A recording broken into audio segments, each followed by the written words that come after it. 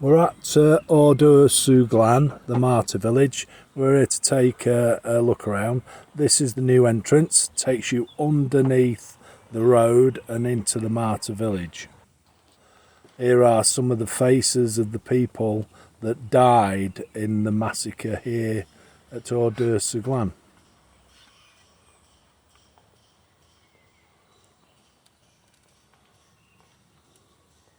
The blank spaces are faces that they don't have, or spaces for faces that they don't have pictures.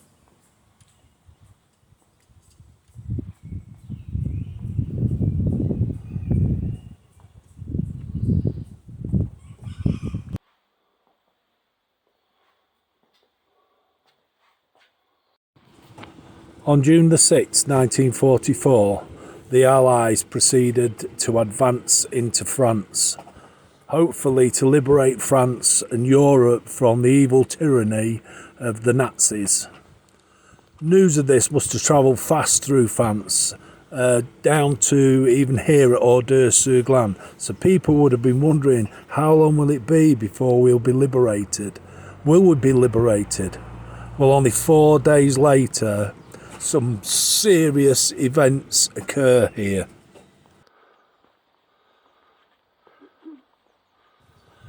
Some of the Waffen SS were stationed nearby and were arming themselves ready to head north to fight the Allies back up in Normandy.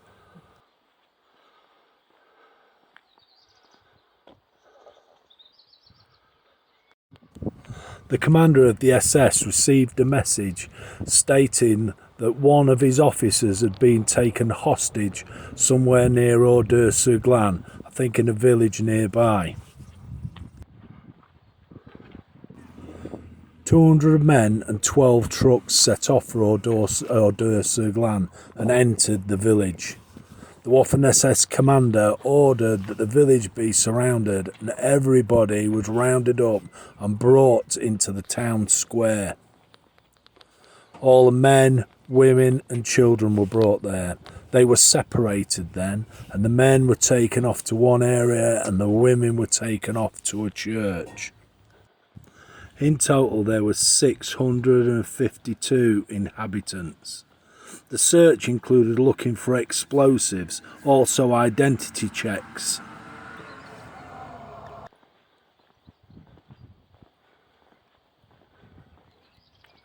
Different story to...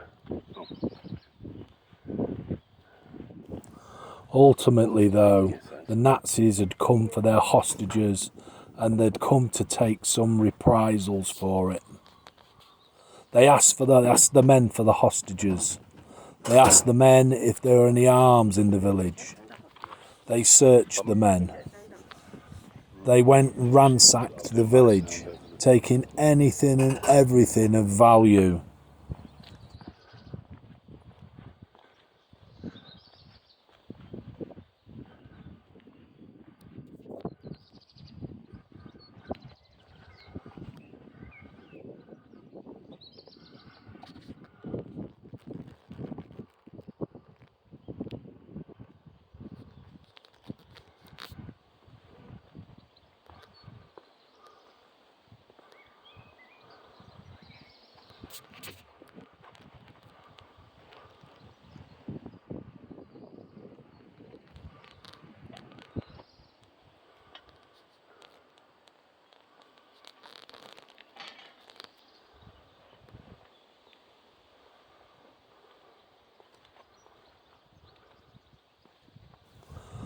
The Nazis set up machine guns just outside and around the barns where the men were being held.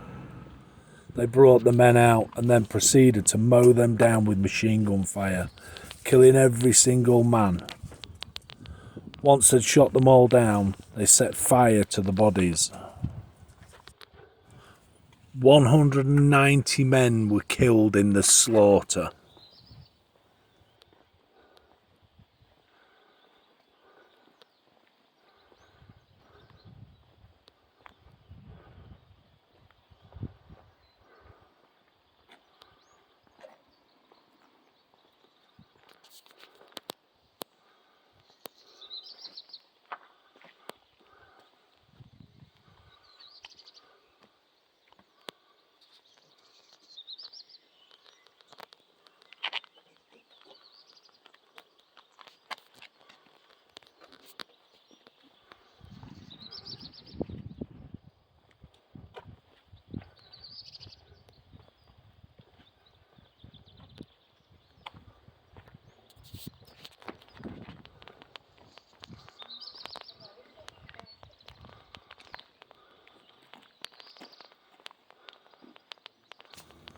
The Nazis then turned to where the women were being held in the church with the children.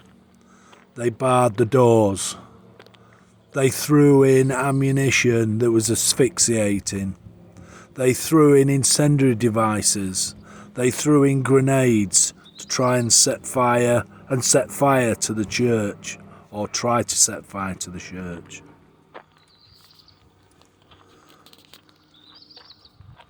"207 children died in the church and 245 women.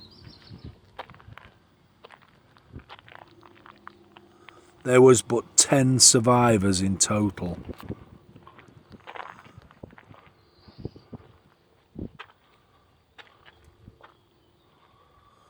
The Germans worked their way through the village. They set fire to everything in the village, destroying everything. This is what's being shown on this video, is the destroyed village, what the Nazis had done to it. Every house, every body, all burnt.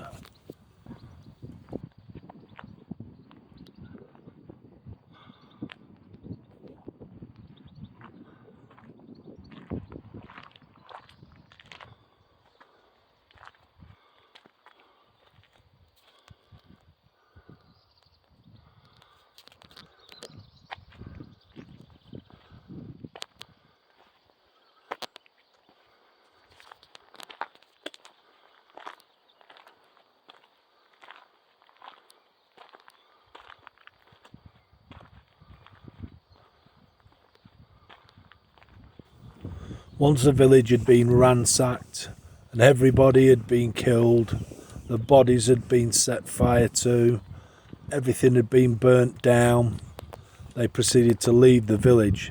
They left some troops behind to guard the village so nobody could come in and nobody would be able to see what they'd done here.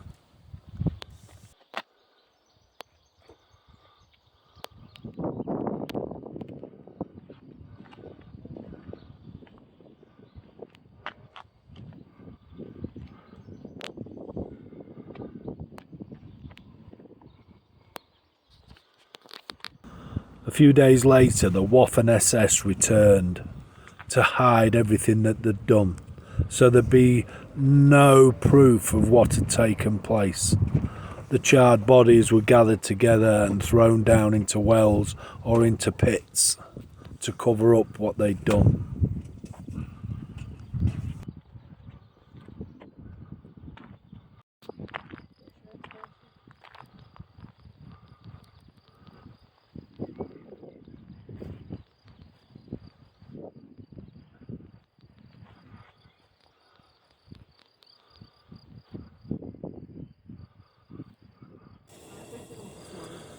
It was never going to be covered up what the Nazis had done. After the war, it was ordered that the village be left exactly as it had been left in 1944. And that's how it is today, and serves as a remembrance of what had happened.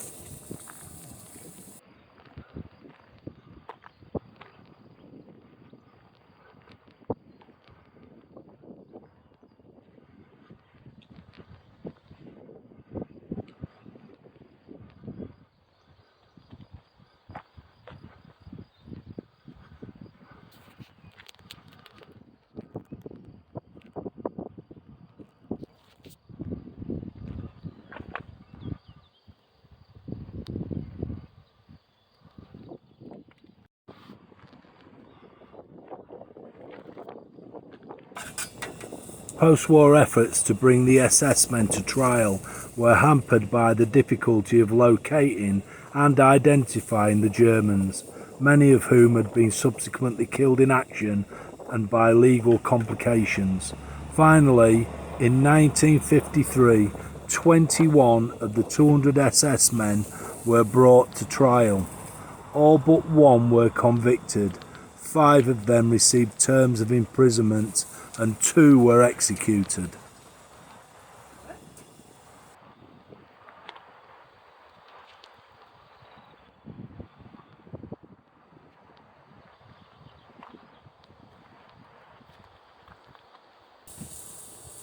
Walking round the village today is a very quiet, sombre experience. It seems very tranquil now. I imagine it wasn't 70 years ago.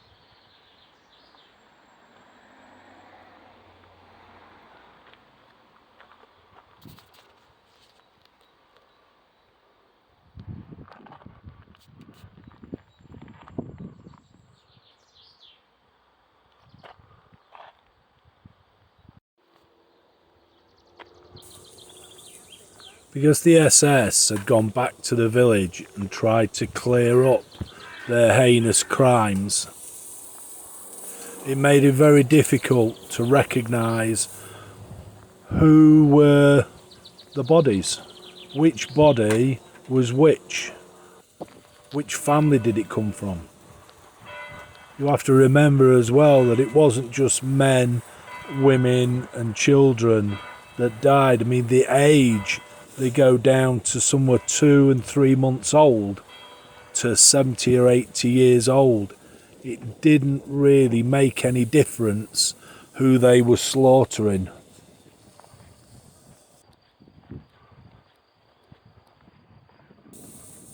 The SS must have known that they would be held to account for it. Otherwise, why would you try to cover it up? That's just my question. Why would you cover something up if you didn't think that it was wrong in the first place? There's now another village next to it called Ordour Sur Glance, which is a thriving village. I think there's around about 3,500 people live here.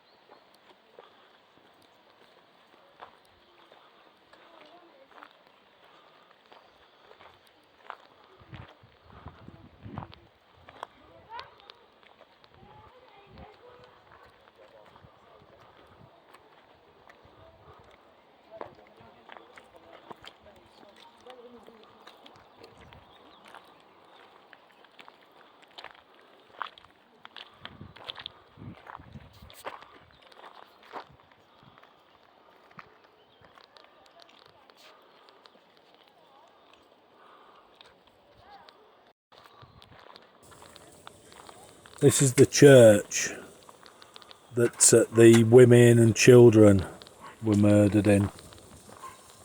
Let's just take a little bit of a look inside. I think they tried to set fire to this place, but were unsuccessful. But still, if you're asphyxiating people, and you're also using incendiaries, which are things that catch fire, and you're machine gunning people.